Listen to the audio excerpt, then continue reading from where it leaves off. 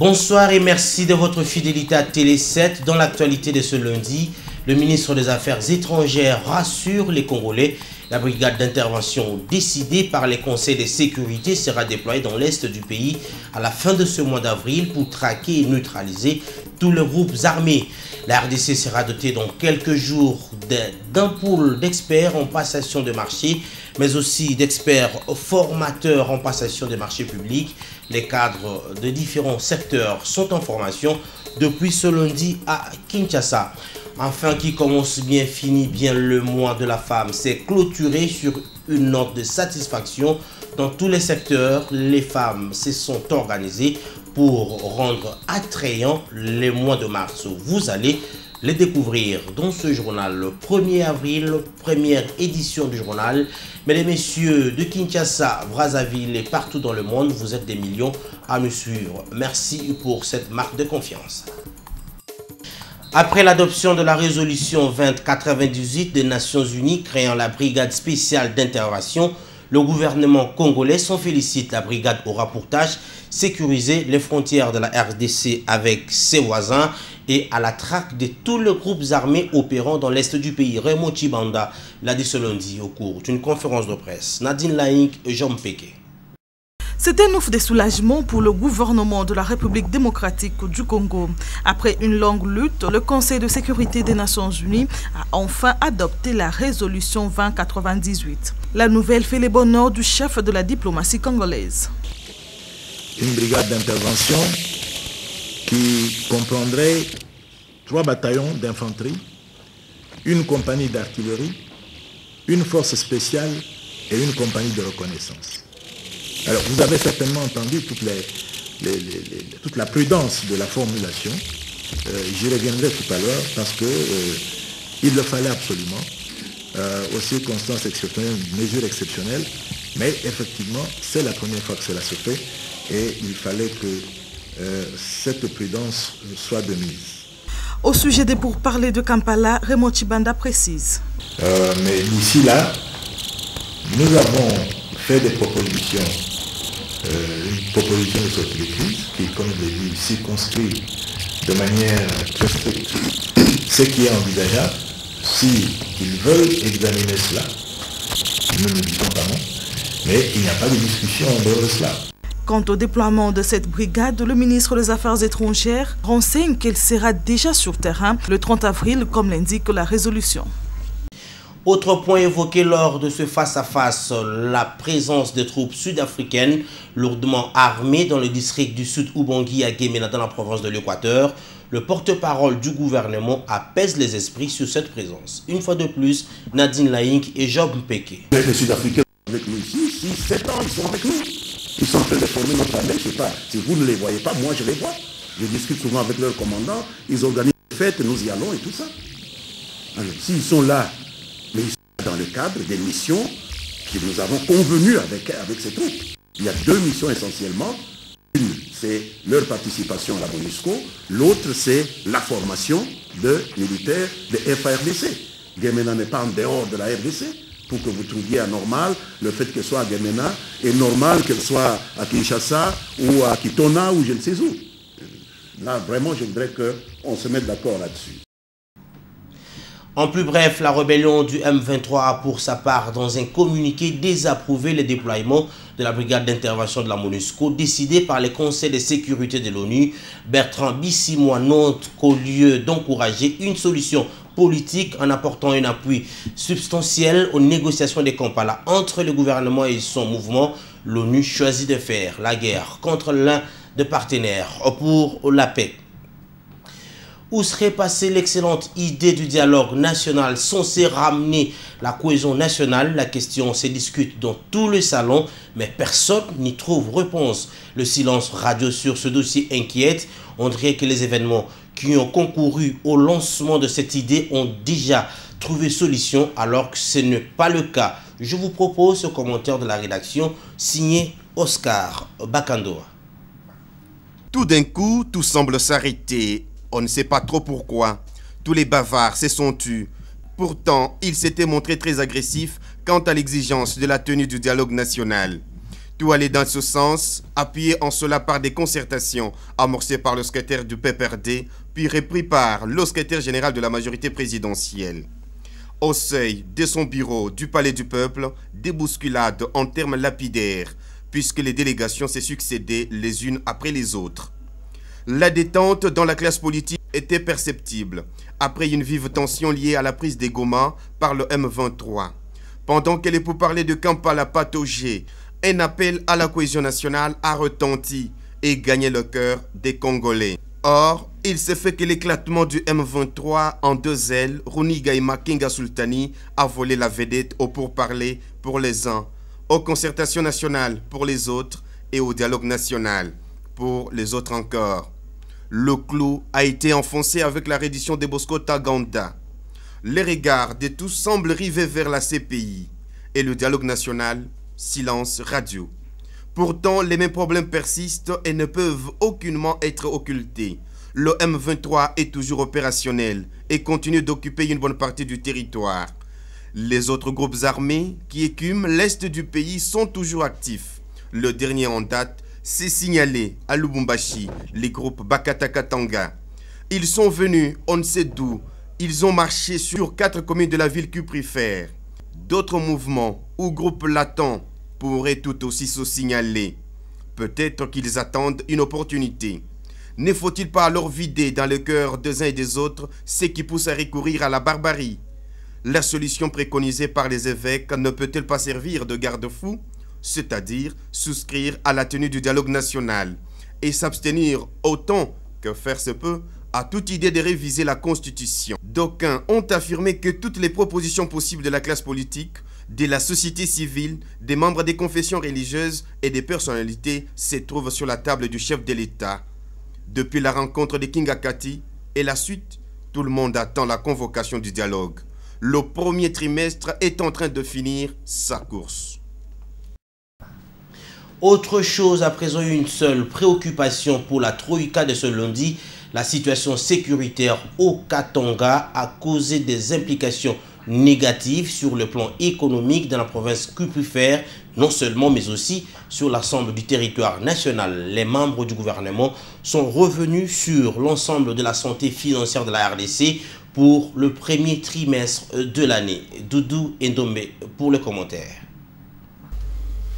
Environ 27% de croissance économique du pays provient du secteur minier et de l'industrie minière se trouvant au Katanga. Mais l'insécurité qui a élu domicile dans cette partie du pays a perturbé le moral des investisseurs, indiquent les membres de la Troïka. Après un examen approfondi de la situation dans ces secteurs économiques, la solution est liée au retour de la paix dans cette partie du pays. Pour ce qui est de la situation économique en général du pays, le gouvernement compte créer plus de richesses au profit de la population. Il est question d'envisager toutes les mesures possibles pour que la croissance soit plus forte, afin de favoriser des opportunités économiques. Cadres et agents de l'autorité de régulation de marchés publics, tous à l'école du savoir depuis ce lundi. Ces travaux de 3 semaines sont assurés par ISAD, une structure sénégalaise spécialisée dans la passation de marchés publics avec pour objectif doter la RDC d'un pool d'experts en passation de marchés publics ainsi que des experts formateurs dans le domaine qui couvre à lui seul 60% de la dépense publique nationale. La Direction générale des douanes et accises veut mettre le bouchée double en vue de mobiliser les recettes et atteindre ses assignations. Voilà ce qui justifie l'ouverture ce lundi d'un séminaire atelier sur la procédure contentieuse. La haute direction de la DGDA attend obtenir à travers ses assises le fichier des contentieux national qui répondra sans nul doute aux attentes de cette régie financière. Reportage. Les cadres et agents de la DGDA ont une semaine pour réfléchir en matière de contentieux sur le code des assises. Les résultats de ces réflexions permettront à la DGDA d'avoir un fichier de contentieux national qui devrait l'aider à atteindre ses objectifs de l'exercice 2013. Cette procédure devra prendre en compte du niveau de la détermination des étapes de l'instruction et de la finalisation des dossiers contentieux, l'exigence de célérité et d'efficacité afin de réduire les délais de traitement des dossiers et d'accroître le taux de recouvrement des droits contentieux. Point n'est besoin de rappeler que pour la haute direction de la DGDA, la bonne gestion des affaires contentieuses est capitale, car d'elle dépend aussi l'amélioration du taux de mobilisation des recettes variées. Les différents participants ont été invités à s'impliquer pour donner à ces travaux sa réelle dimension de cadre de concertation sur l'avenir de la DGDA. Les résolutions qui en sortiront devraient aussi s'adresser au personnel pour l'amener à travailler de manière responsable pour la mobilisation de recettes au profit du trésor public. Tête à tête, le ministre de l'enseignement primaire, secondaire et professionnel et les députés membres de la commission socioculturelle sur le tapis, la vicissitude observée dans les secteurs de l'éducation. Les deux parties réfléchissent sur les mots qui rongent l'éducation en vue de lever les options pour améliorer les niveaux de l'éducation à RDC. La rencontre a eu lieu au centre Nganda de Kintambo, Rosawazi Patialuma.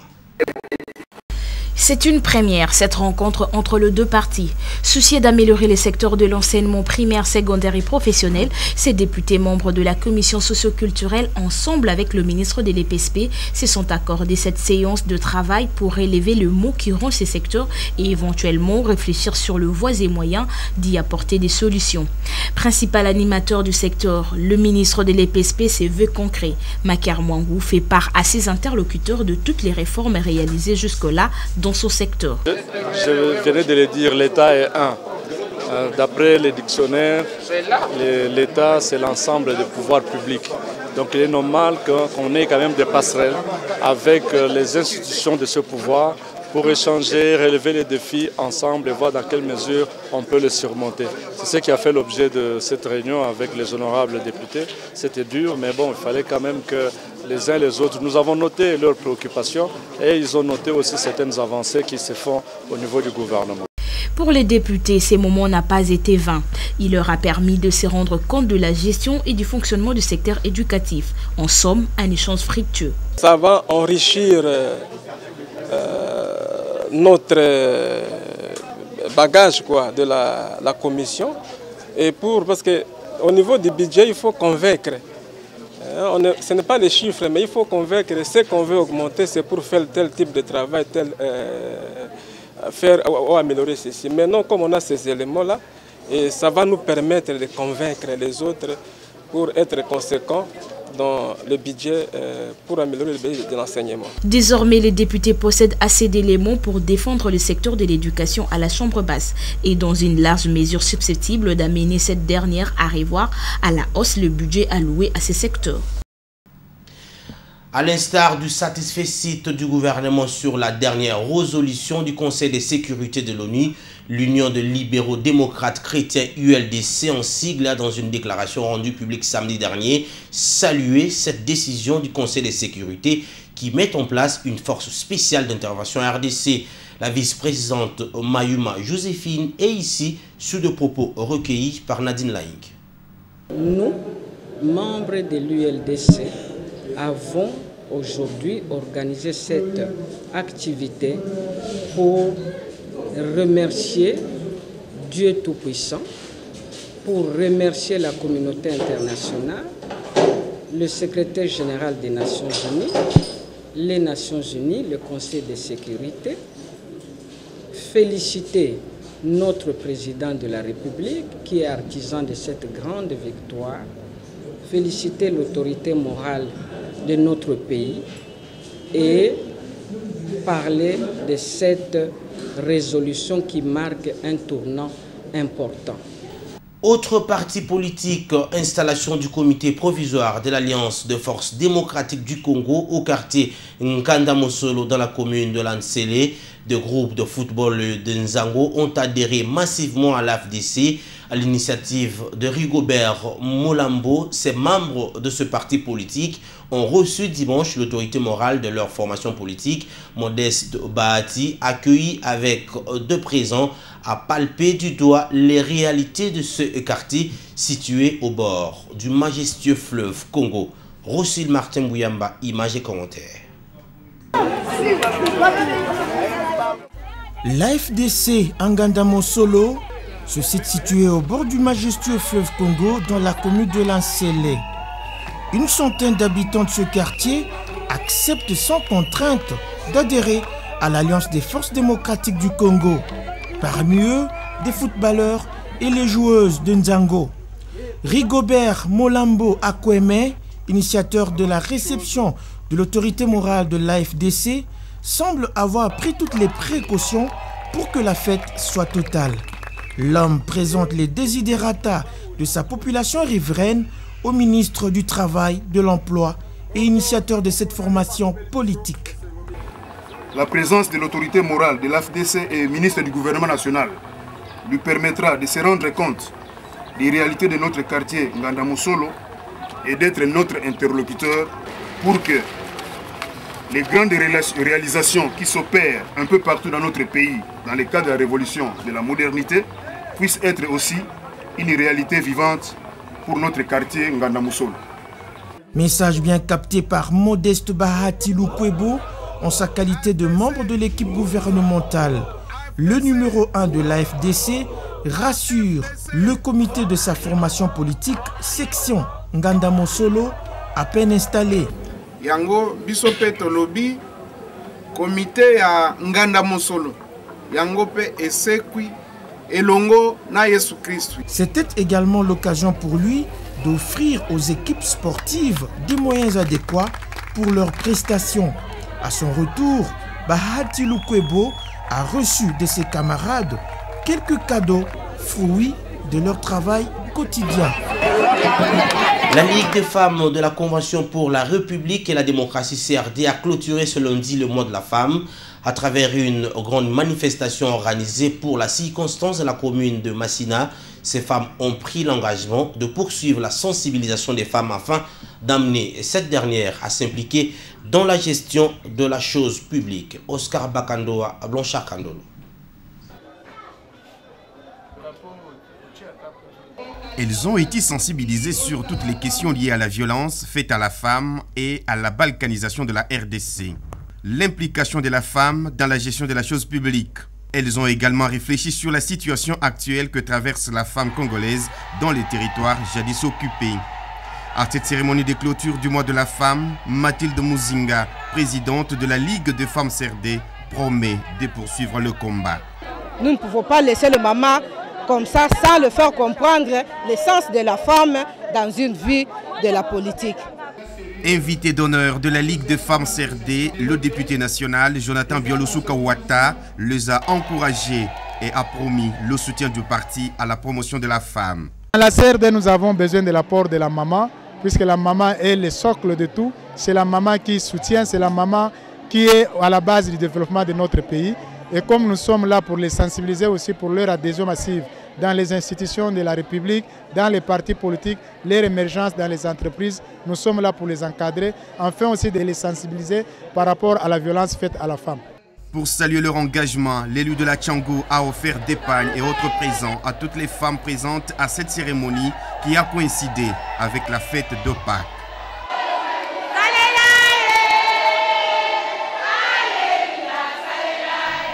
Le personnel féminin de la DGI a choisi la marche de santé pour clôturer le mois de mars. De l'aéroport d'Ndjili jusqu'à Kinkole, les femmes de la DGI ont prouvé qu'elles ont de l'énergie pour mobiliser leurs recettes. Une fois de plus, Nadine Laing. Une marche de santé pour se débarrasser du stress. Une meilleure façon pour ce personnel féminin de la Direction générale des impôts de clôturer le mois de mars. Sous la conduite de leur directrice des ressources humaines, elles ont atteint Kinkole. Un exercice très important pour les femmes travailleuses. L'exercice physique prend une place importante. Et l'exercice physique le plus sain, c'est la marche. C'est parce qu'elle est moins coûteuse. C'est une activité la plus naturelle. Elle est à la portée de toute le bourse. Elle se pratique sous forme de promenade ou de randonnée. Toute personne peut la pratiquer sans distinction d'âge ni de sexe. Pour Brigitte Kunda, directrice des ressources humaines, les femmes de la DGI appelées à mobiliser les recettes pour le trésor public doivent être en bonne santé pour un bon rendement. La DGI a pour mission, entre autres de maximiser les recettes de l'État. Or, si le personnel, l'agent des impôts, qui est l'acteur principal, n'est pas en bonne santé, il ne saura pas travailler. Et aujourd'hui, les recettes que le gouvernement attend, c'est pas de temps en temps, il faut essayer de prendre des dispositions pour entretenir, améliorer la santé du personnel de la ville. Rappelons que la journée de la femme a été célébrée à travers des réflexions sur les stratégies adoptées pour combattre les violences en milieu professionnel. Et nous allons laisser la place pour la revue de presse. Partira ou partira pas, en tout cas, c'est la grande question qui taraude les esprits au sujet du Premier ministre Augustin Matata Ponyo. Le journal paru ce lundi s'épanche sur cette question. Ouvrons le bal avec la manchette qui fait état d'une agitation à l'Assemblée nationale et s'interroge primature Jean-Claude Massangou pour remplacer Matata Ponyo. Selon certaines indiscrétions, Massangou qui devrait quitter son poste dans les semaines à venir ambitionnerait ni plus ni moins que de succéder au Premier ministre, d'où sa campagne de sensibilisation auprès des institutions financières internationales et certains milieux politiques occidentaux sous sa candidature. Et ici à Kinshasa, on rapporte que les initiatives parlementaires se multiplient pour faire tomber les surdoués. 2 motions de défiance émanant de 2 parlementaires de l'UNC seraient en préparation pour ces faire. Et puisqu'on parle de la motion de censure contre le Premier ministre, il y a Anguille sous roche, informe le phare. Ces tabloïds s'appuient sur la déclaration des organisations syndicales membres de l'Union pour la justice sociale. Celles-ci sont montrées au créneau pour dénoncer la vraie motivation des députés. Ces derniers visent à mettre un maximum de pression sur le Premier ministre afin d'obtenir un réajustement de leurs émoluments mensuels de 8 000 $ à 13 000 $. 13 000 $, l'équivalent de ce qui toucherait un sénateur. Ceci démontre que les députés ne cessent d'envier les sénateurs qui, eux, gagnent en plus en termes d'émoluments, de frais de fonctionnement et d'autres avantages, rapporte la prospérité. Pour le fonctionnaire cité dans ce journal, cette motion en gestation n'est qu'un arbre qui cache la forêt. À défaut d'obtenir l'augmentation, les députés voudraient obtenir une rallonge, une vraie pratique, et honté déplore le fonctionnaire. L'avenir compte allumer les caps sur la brigade d'intervention et souhaite que le déploiement de cette dernière s'efface le plus rapidement possible. Il en va de la vie, de la dignité des hommes et des femmes, des enfants de l'Est, mais aussi de la crédibilité de notre organisation. À propos de cette brigade, les palmarès donnent de l'éclairage venant de la Belgique et du Maroc. Pour la Belgique, le rôle de cette force sera de neutraliser les groupes armés afin de lutter contre la menace qu'ils représentent pour la population civile et de permettre le rétablissement de l'état de droit dans l'est de la RDC.